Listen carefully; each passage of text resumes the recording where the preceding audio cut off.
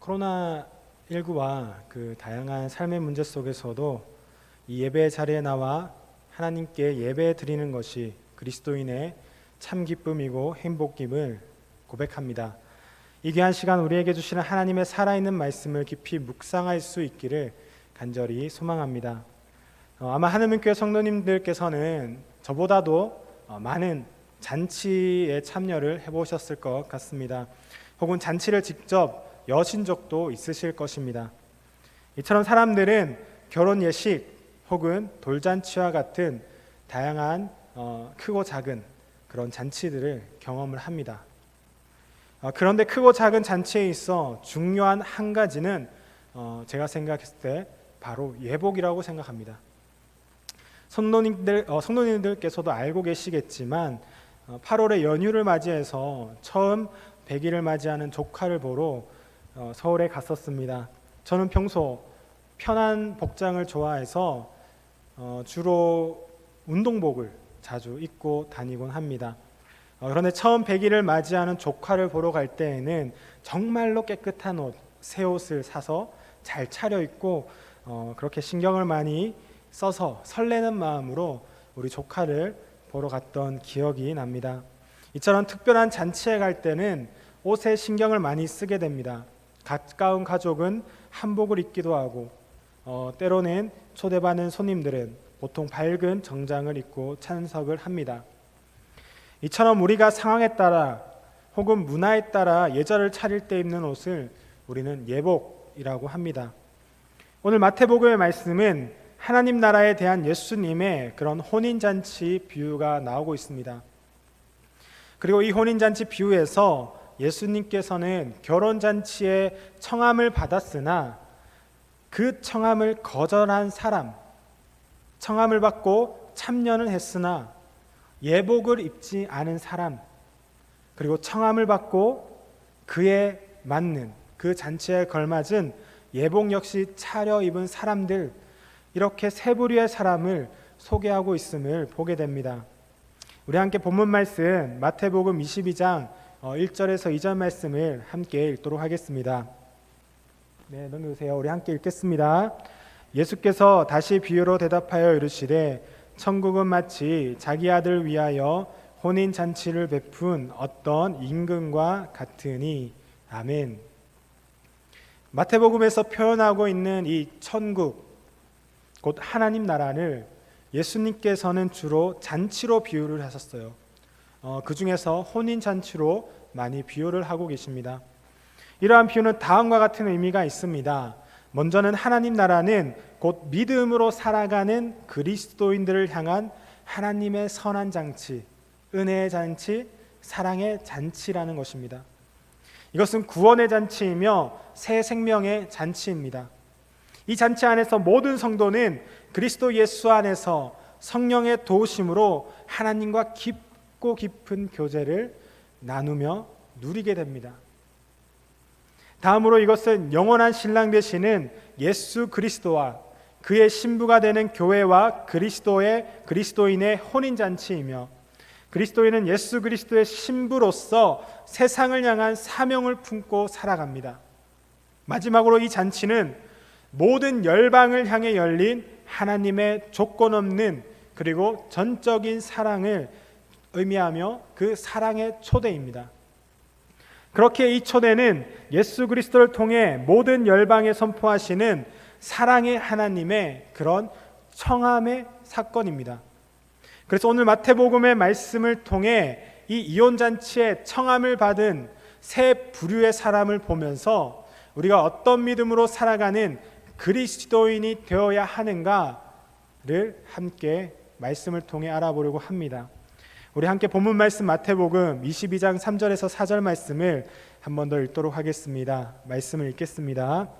그 종들을 보내어 그 청한 사람들을 혼인잔치에 오라 하였더니 오기를 싫어하거늘 다시 다른 종들을 보내며 이르되 청한 사람들에게 이르기를 내가 옷차를 준비하되 나의 소와 살찐 짐승을 잡고 모든 것을 갖추었으니 혼인잔치에 오소서 하라 하였더니.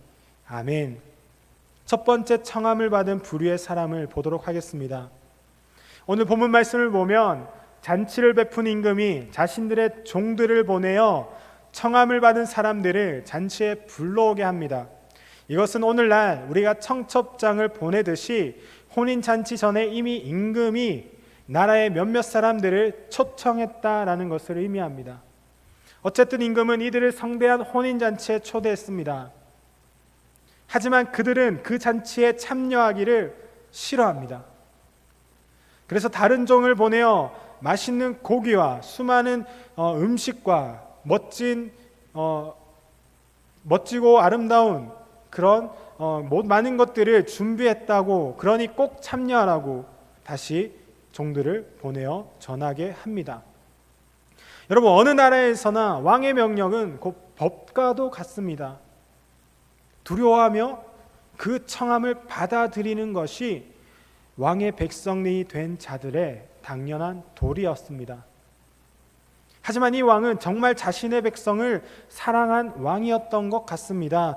초대를 무시하듯 거절하는 이들에게 왕은 2번이나 정성으로 초대했습니다. 맛있는 것들이 많이 준비되어 있으니 꼭 와달라. 어느 왕이 자신의 백성들에게 이렇게 정중하게 초대를 건네겠습니까?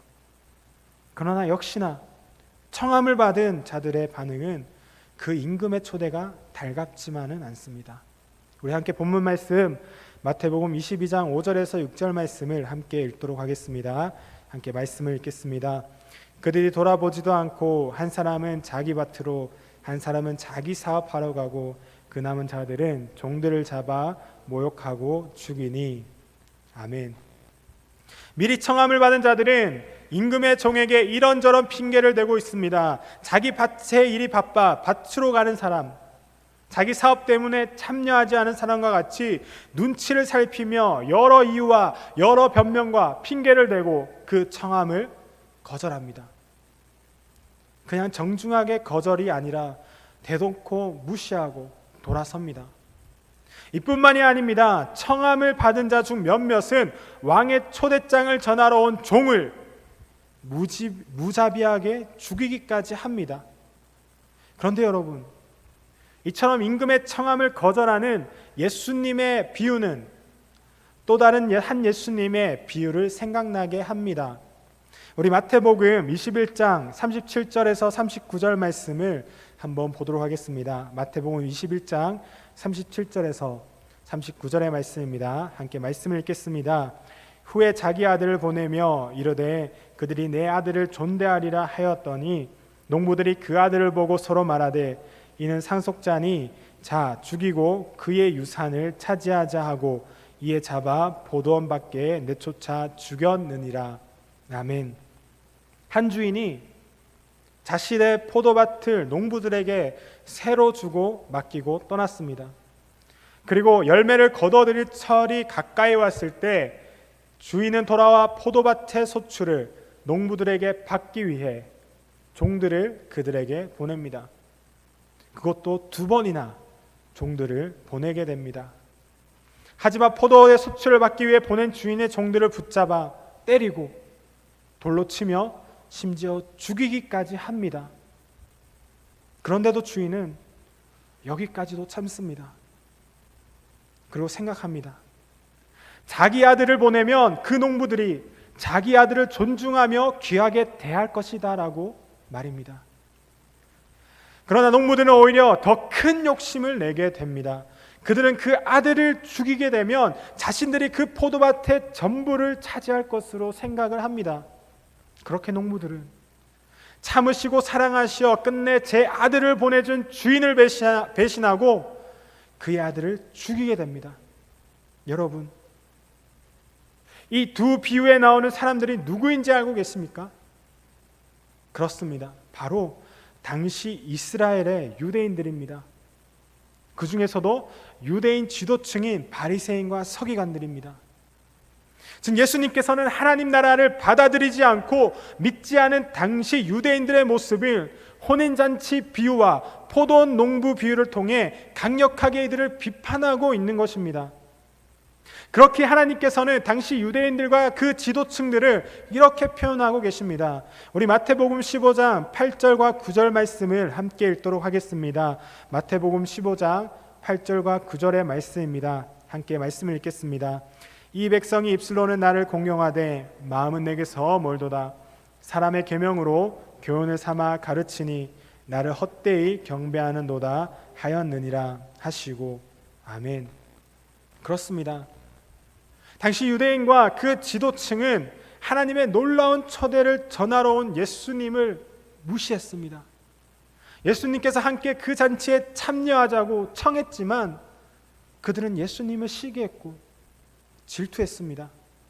오히려 자신들의 의로움을 나타내기 위해 더욱 율법을 의지하고 믿기에 바빴습니다.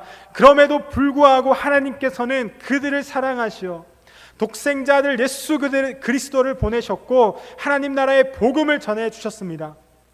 그러나 그들은 하나님의 아들이신 예수를 죽여 십자가에 매달기까지 합니다.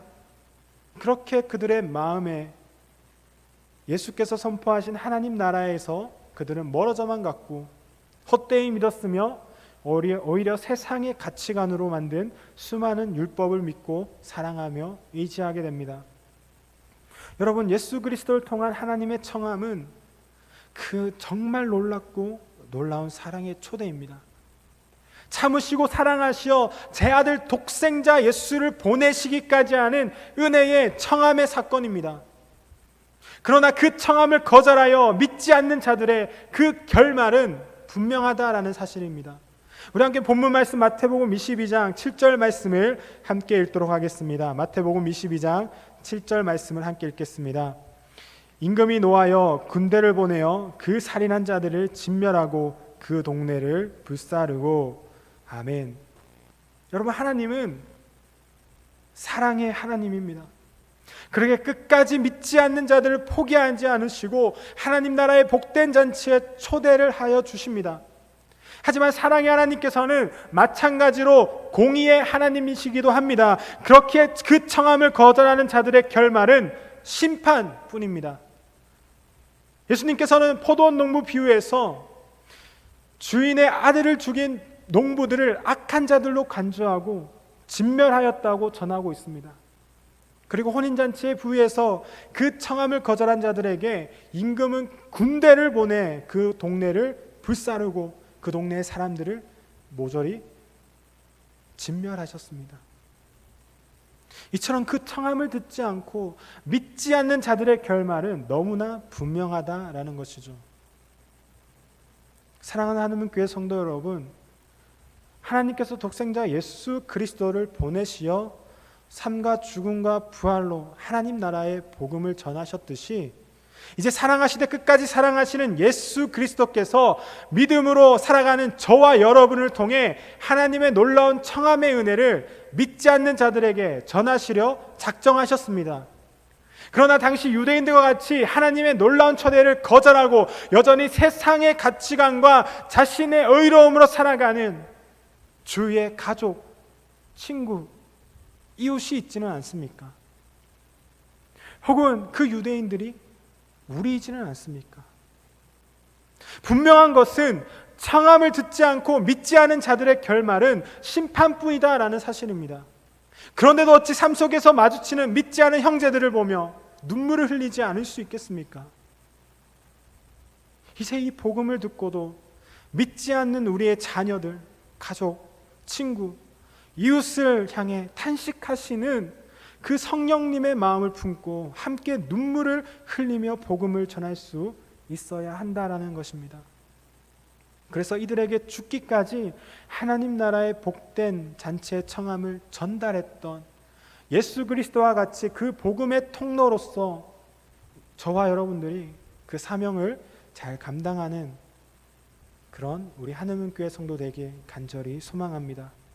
우리 함께 본문 말씀 마태복음 22장 8절에서 10절 말씀을 함께 읽도록 하겠습니다. 본문 말씀 8절 22장 8절에서 10절 말씀 함께 보도록 하겠습니다.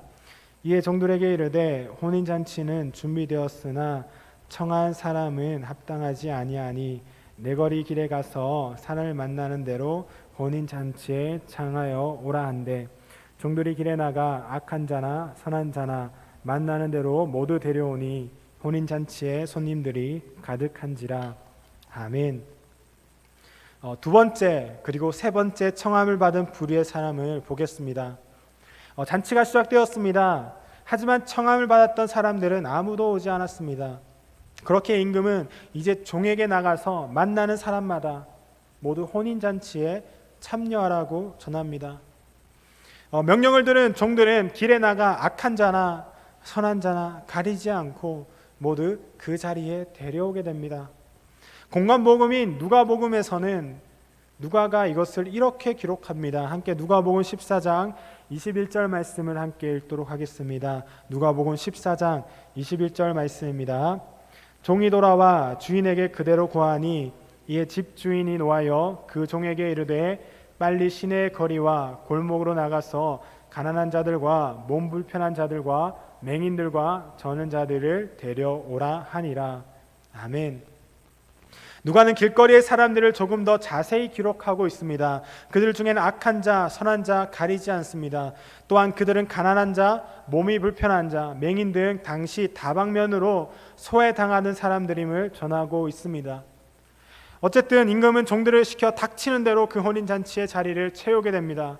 여러분, 하나님께서는 우리에게 전하는 청함의 사건은 바로 이런 것이다 라는 것을 말씀해 주고 계십니다.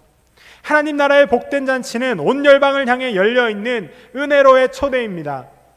이 청함의 놀라운 사건에 어떠한 신분도 조건도 필요가 없습니다. 오직 하나님께서 예수 그리스도를 보내심으로 사랑을 확증하신 것과 같이 우리를 사랑하신다는 그 단 하나가 바로 청함의 이유였습니다. 하지만 그 사랑을 유대인들은 받아들이지 않았습니다. 반대로 예수님과 함께 식사하고 삶을 나눈 당시 소외당한 자들은 그 놀라운 사랑의 청함을 받아들였습니다. 하지만 여기서 정말로 중요한 것은 이 모든 자들이 예수 그리스도를 통해 청함을 받았으나 모두가 택함을 받은 것은 아니다라는 사실이죠. 우리 함께 본문 말씀 마태복음 22장 11절에서 13절 말씀을 함께 읽도록 하겠습니다. 본문 말씀 마태복음 22장 11절에서 13절 말씀 함께 읽겠습니다. 임금이 손님들을 보러 들어올 때 거기서 예복을 입지 않은 한 사람을 보고 이르되 친구여 어찌하여 예복을 입지 않고 여기 들어왔느냐 하니 그가 아무 말도 못하거늘 임금이 사람들에게 말하되 그 손발을 묶어 바깥 어두운 데에 내던지라 거기서 슬피 울며 이를 갈게 되리라 하니라. 아멘. 앞서 말씀드렸듯이 자리와 상황에 맞는 옷이 있는데 그것을 예복이라고 말씀드렸습니다. 그렇게 이 임금이 준비한 혼인 잔치에도 그 상황에 맞는 예복을 입어야만 했습니다. 여기서 두 번째, 세 번째 부류가 나뉘게 되는 것입니다. 두 번째 부류는 청함을 받아 그 잔치에 들어왔으나 예복을 입지 않은 자들입니다. 그리고 임금은 그 잔치 자리에 예복을 입지 않은 자들을 주의 깊게 살피십니다. 심지어 예복을 입지 않은 자들을 바깥 어두운 데 내던지기까지 합니다. 우리 마태복음 25장 3절과 4절 그리고 13절 말씀을 한 번 더 읽겠습니다.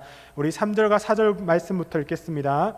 미련한 자들은 등을 가지되 기름을 가지지 아니하고 슬기 있는 자들은 그릇에 기름을 담아 등과 함께 가져갔더니 13절입니다. 그런즉 깨어있으라 너희는 그날과 그때를 알지 못하느니라. 아멘. 저는 예복을 입지 않은 자들을 보며 예수님의 또 다른 비유가 생각이 났습니다. 그것은 우리가 너무나 잘 아는 열처녀 비유입니다. 신랑을 맞이하는 열처녀 중 다섯은 미련하여 등을 가지되 기름을 준비하지 않았습니다. 반대로 슬기로운 다섯 처녀는 등과 기름을 모두 준비해 신랑을 기다립니다. 결국 미련한 다섯 처녀는 기름을 준비하지 않아 잔치에 참여하지 못했고 예수님은 그들에게 이렇게 말씀하십니다. 그러므로 깨어있으라 너희는 그날과 그 시각을 알지 못하기 때문입니다. 마찬가지입니다. 어쨌든 잔치에 청함을 받아 믿음으로 참여한 자들은 그 왕의 잔치에 참여한 자들을 보러 오기 전까지 왕이 그들을 보러 오기 전까지 잔치에 걸맞은 예복이 준비되어 있어야만 했습니다.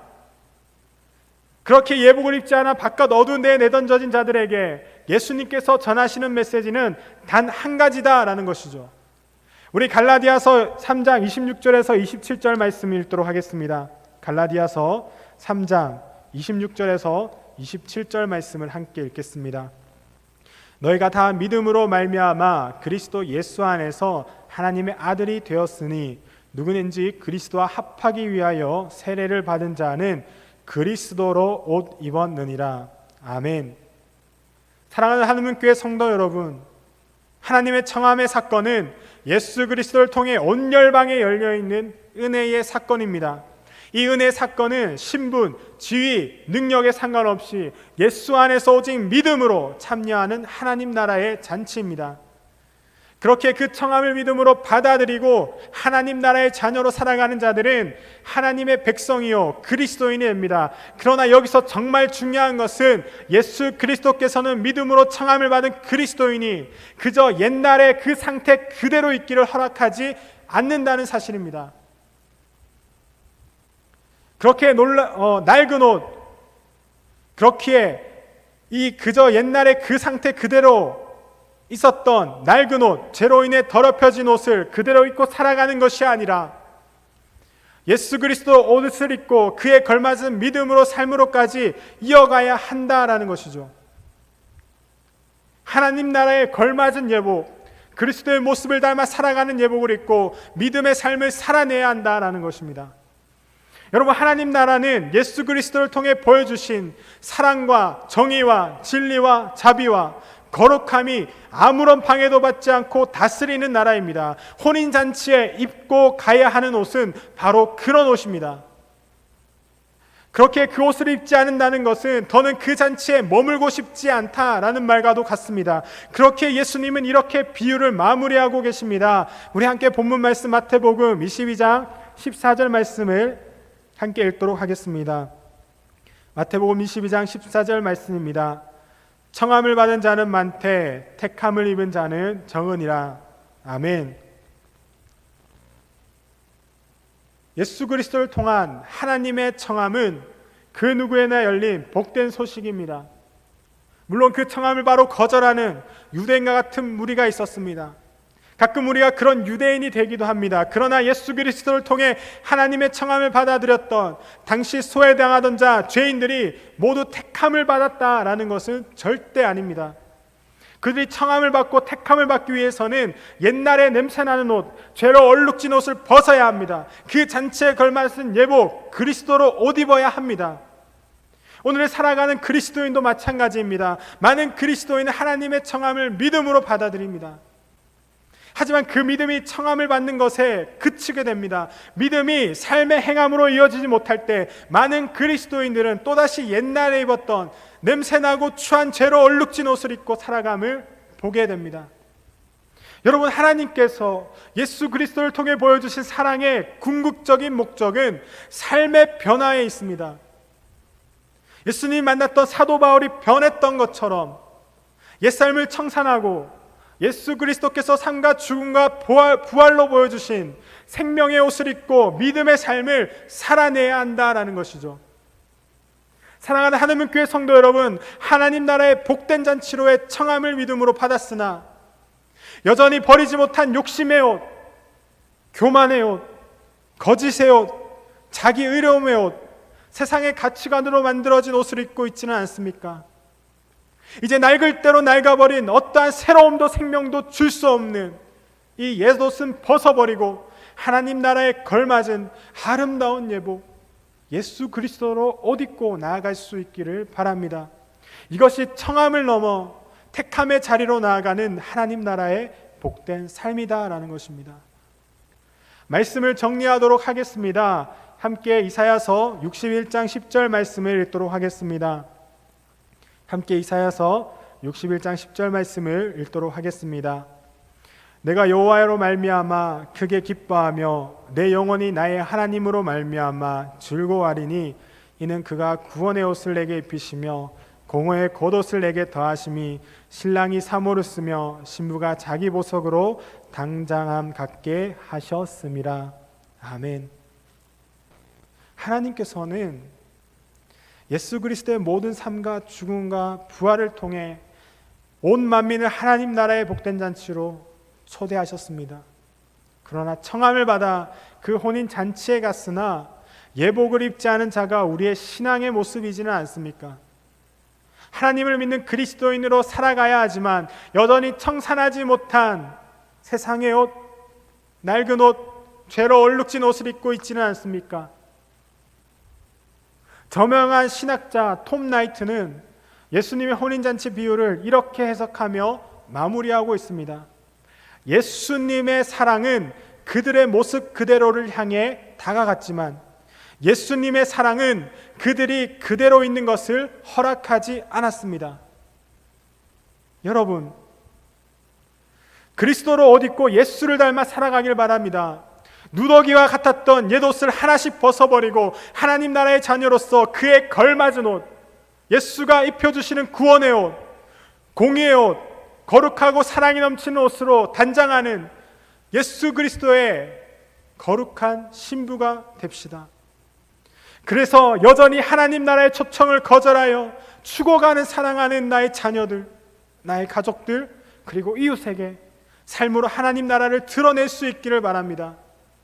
하나님께서 포기하지 않으시는 저들을 절대 포기하지 않기를 바랍니다.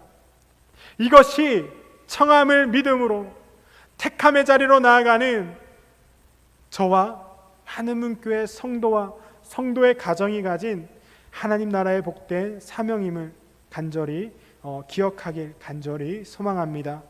함께 기도하겠습니다.